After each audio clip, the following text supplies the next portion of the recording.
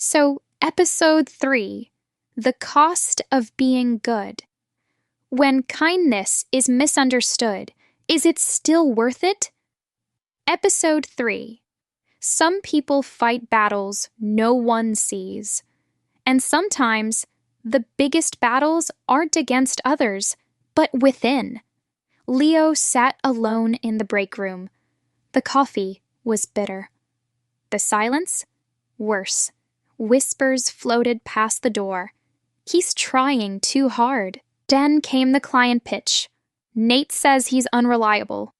He stared at the cup in his hand, replaying it all. The late nights, the double checks, the effort, the silence. He chose not to fight back. Not yet. Not because he was weak, but because he still believed that being good meant something. Then came the client pitch. A high-stakes presentation, one shot to prove himself. Leo had worked through the weekend, building the deck, refining every slide.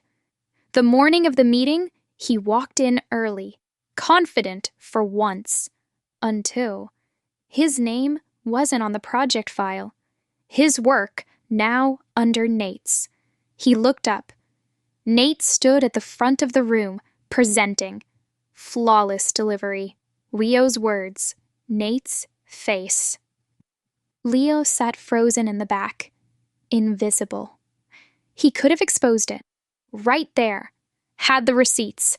But then what? Burn it all down? Or rise above it? Later that day, HR called him in. Not about the pitch, but because someone raised concerns about his performance.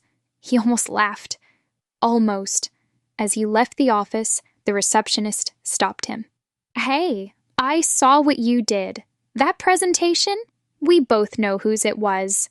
She smiled, just enough. "Don't lose that light. Some of us are watching." Finally, being good doesn't always mean being liked, or even being seen. But in a world full of masks, staying true is its own rebellion. And kindness, misunderstood or not, still echoes. Because the cost of being good is never as high as the price of losing yourself. Speaking, Episode 4, Season 4. Next episode, he tried to leave it behind, but the past always finds a way back.